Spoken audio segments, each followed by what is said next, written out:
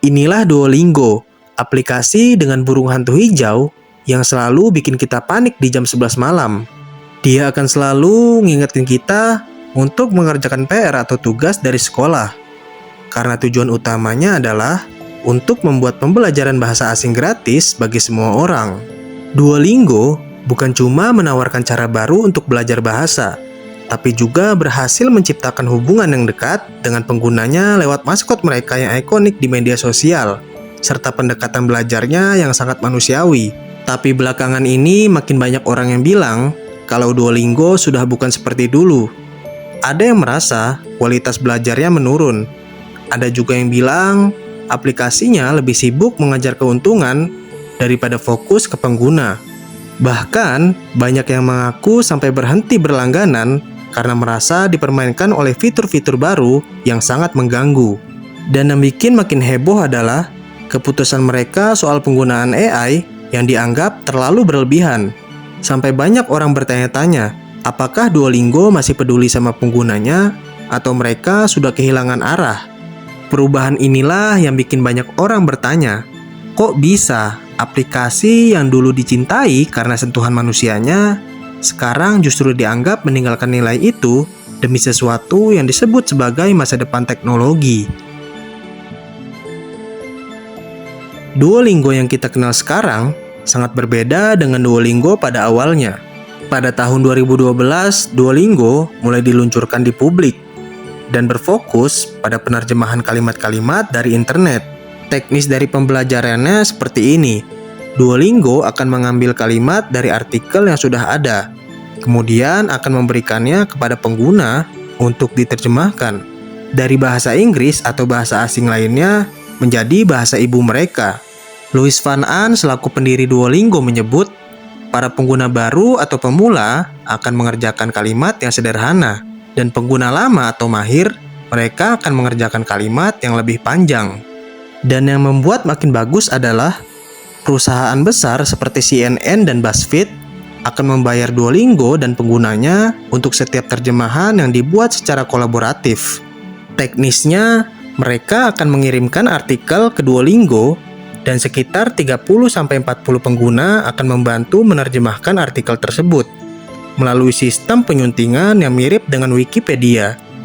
Nah, Duolingo yang sekarang bukan hanya layanan penerjemahan biasa seperti dulu.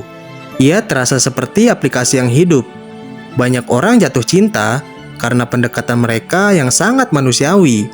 Mereka bukan cuma ngasih latihan-latihan kalimat atau grammar saja, tapi juga membuat proses pembelajaran terasa lebih ringan dan menyenangkan. Setiap hari kita akan disapa oleh si Duo, si burung hantu hijau yang bentuknya sederhana tapi karismanya luar biasa. Maskot itu bukan cuma sekedar gambar, tapi juga karakter yang benar-benar punya kepribadian. Kadang dia lucu, kadang juga dia ngancam, tapi selalu dengan cara yang bikin kita senyum dan ingat untuk belajar. Dari sinilah identitas kuat Duolingo terbentuk, sebuah aplikasi yang bukan cuma sebagai pengajar, tapi juga sebagai teman yang selalu hadir. Since Duolingo can be used wherever you are, now Duolingo Push can remind you wherever you are. Whether you're at the gym, at work, or out on the town. Media sosial juga menjadi panggung penting buat mereka. Duolingo sukses menghadirkan humor yang relevan dan juga tepat sasaran. Mereka bukan sekedar posting konten promosi, tapi juga benar-benar memahami budaya internet. Humor inilah yang membuat Duolingo terasa dekat dan hangat. Bukan seperti perusahaan besar yang menjaga jarak, tapi seperti bestie yang iseng dan selalu ngingetin tugas. Namun, di balik semua keseruan itu, pasti ada usaha yang luar biasa keras dari tim di dalamnya.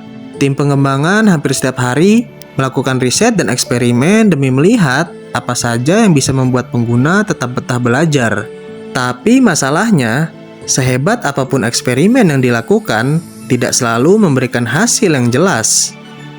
Mereka seringkali mengira bahwa satu fitur baru bakal jadi terobosan besar. Tapi saat diluncurkan, hasilnya biasa saja. Bahkan, Terkadang fitur yang mereka anggap akan meningkatkan proses pembelajaran ternyata justru mengganggu dan menghambat proses pembelajaran. Setelah mengalami masa keemasan dan terus melakukan eksperimen, Duolingo akhirnya memasuki era yang bisa dibilang paling gokil dalam sejarah mereka, yaitu era ketika Duo si burung hantu hijau berubah dari maskot aplikasi biasa menjadi selebriti internet. Ini adalah fase di mana Duolingo benar-benar menemukan kekuatan terbesarnya. Bukan cuma sebagai aplikasi belajar bahasa, tapi juga sebagai brand hiburan yang mampu menarik perhatian seluruh dunia. Semuanya bermula ketika meme Duo jahat mulai viral. Pengguna di internet mulai menggambarkan Duo sebagai burung hantu yang posesif, obsesif, yang selalu mengingatkan kita untuk belajar dengan cara yang lucu tapi sedikit menyeramkan.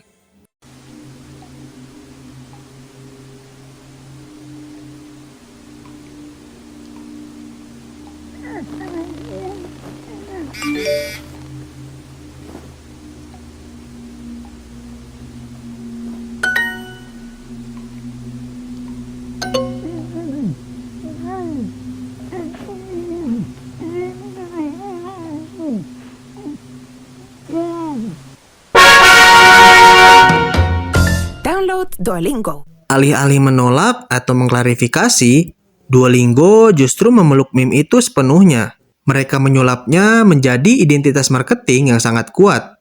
Dan Duo mulai muncul di TikTok dengan persona yang jauh lebih liar, lebih nakal, dan lebih ekspresif.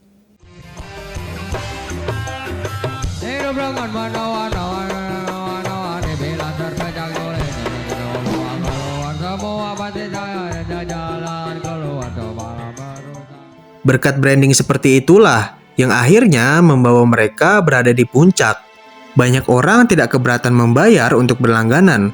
Semua terasa wajar karena Duolingo memberi kesan bahwa mereka memang peduli dengan penggunanya. Dan Duo sendiri sudah terlanjur dicintai sebagai ikon kepercayaan. Tapi dari sinilah masalah mulai muncul. Kesuksesan besar di era TikTok ternyata membawa konsekuensi yang tidak semua orang sadari. Duolingo lucu memang berhasil menarik perhatian, tapi banyak pengguna mulai bertanya-tanya, kapan Duolingo fokus lagi ke kualitas pembelajarannya? Orang datang ke TikTok untuk hiburan, bukan untuk belajar bahasa. Karena mereka merasa Duolingo semakin tenggelam dalam strategi marketing yang mengandalkan humor dan maskot saja. Mereka hanya fokus bagaimana membuat Duo semakin terlihat viral, bukan bagaimana meningkatkan pengalaman belajar. Ya memang sih Duolingo masih lucu dan masih menghibur. Tapi kualitas pengalaman belajar seolah stagnan, bahkan menurun di beberapa bagian. Pada titik ini Duolingo seperti berada di persimpangan.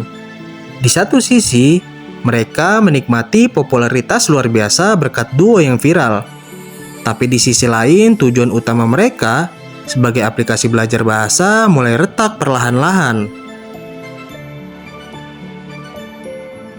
Disinilah masalah terbesar Duolingo mulai muncul ketika mereka mengambil keputusan yang benar-benar mengubah segalanya. Mereka mulai mengganti banyak konten buatan manusia dengan konten yang dibuat oleh AI. Awalnya langkah ini dipromosikan sebagai inovasi dan masa depan pembelajaran. Tapi pengguna pun cepat menyadari kalau kualitas materi belajarnya pun sudah menurun. Kalimat jadi aneh, dialog jadi kaku, dan latihan-latihan yang dulu hangat dan manusiawi kini berubah jadi seperti template robot. Banyak orang mulai merasa bahwa sentuhan manusia yang dulu membuat Duolingo beda dari aplikasi lainnya kini perlahan menghilang. Efeknya tentu luar biasa. Banyak pengguna mulai membatalkan langganannya, terutama mereka yang sudah bertahun-tahun mendukung Duolingo Plus. Dan keadaan makin panas ketika CEO Duolingo secara terbuka mengumumkan bahwa fokus besar perusahaan mereka ke depannya adalah AI. Pernyataan itu membuat para pengguna sadar bahwa Duolingo bukan hanya menggunakan AI sebagai alat bantu, tapi juga menjadikan pondasi utama, bahkan jika harus mengorbankan tenaga kerja manusia. Kekhawatiran jika tutor, kurator konten, dan kontributor akan digusur demi efisiensi langsung muncul di mana-mana. Masalah reputasi ini makin memburuk ketika Duolingo mencoba memberikan respon resmi. Alih-alih cepat meredam kekhawatiran, mereka justru terlambat bicara. Dan ketika akhirnya merespon, videonya dianggap cringe dan tidak peka terhadap situasi. I'm a part of Duolingo's social team, and it's time you all learn the truth. Enough is enough. If you have seen this video, I'll know my plan has worked. I've had it with the CEOs and those in power. It is time we show them who's in charge. We taught the green bird how to twerk.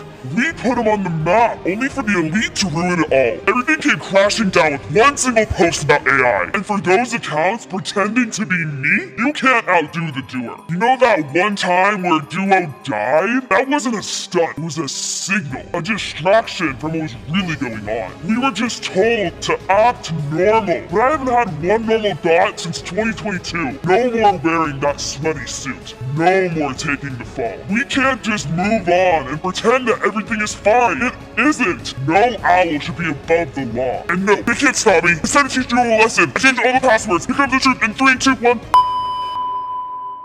Ya, mereka mengirim seseorang berkostum Duo untuk meminta maaf. Tapi cara penyampaiannya terkesan bercanda pada saat orang sedang serius mempertanyakan masa depan platform.